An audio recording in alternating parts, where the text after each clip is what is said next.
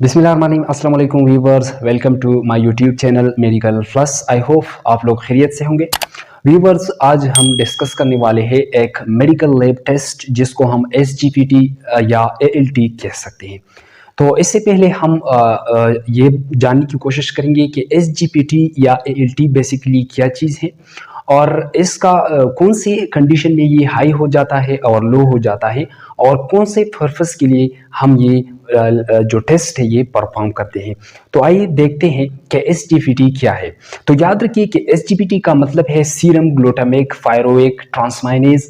ये बेसिकली एक एंजाइम है जो लिवर में पाया जाता है और हार्ट में भी लोअर कंसंट्रेशन में पाया जाता है। इसको दूसरा नाम भी हम ले सकते हैं एएलटी यानी एलेनिन ट्रांसमाइनेज भी इसको हम कह सकते हैं।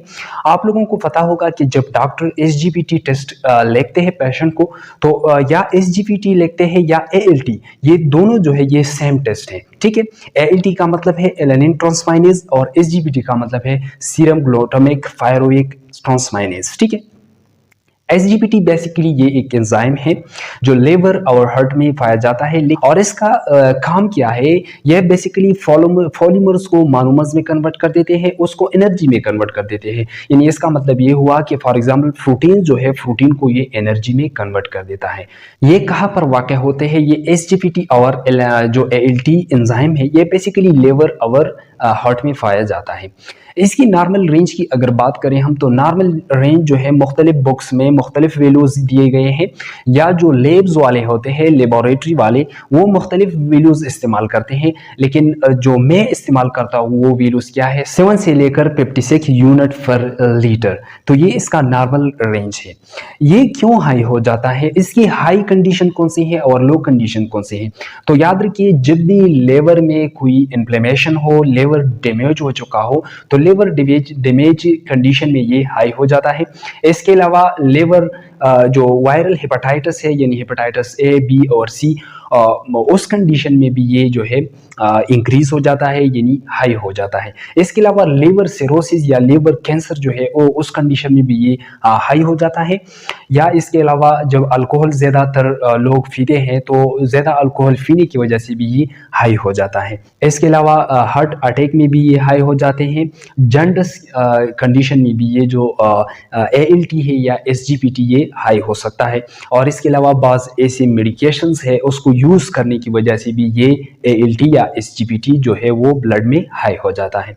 लो क्यों हो जाता है, तो लो ज़्यादातर विटामिन B6 डिफिशिएंसी की वजह से ये लो हो जाता है। याद रखिए कि जब भी एसजीपीटी जो है अपनी नॉर्मल लेवल यानी लोअर लेवल 7 से लो हो जाए तो इसका मतलब ये हुआ कि आपका लेवर हेल्थी है। यानी ये जो लोअर है 7 से जो लोअर वैल्यू है ये इंडिकेट करता है हेल्थी लेवर। इसके अलावा कौन सी कंडीशन होते हैं जब हम डॉक्टर के पास जाते हैं और डॉक्टर कौन से सिम्टम्स की बुनियाद पर हमें ये टेस्ट जो है वो लिखते हैं कि ये टेस्ट आप करवा ले हैं, तो वो कंडीशन ये है वॉमिटिंग, नोजिया और इसके अलावा जॉन्डिस यानी स्किन और आंखों का येलो हो जाना। ठीक है, और इसके अलावा वीकनेस यानी कमजोरी, इसके अलावा सेवियर एब्डोमिनल पेन। ये जो सिम्टम्स है अगर एक पेशेंट में ये पाए जाए तो फिर डॉक्टर जो है उसको एसजीपीटी या एएलटी टेस्ट लिख देते हैं।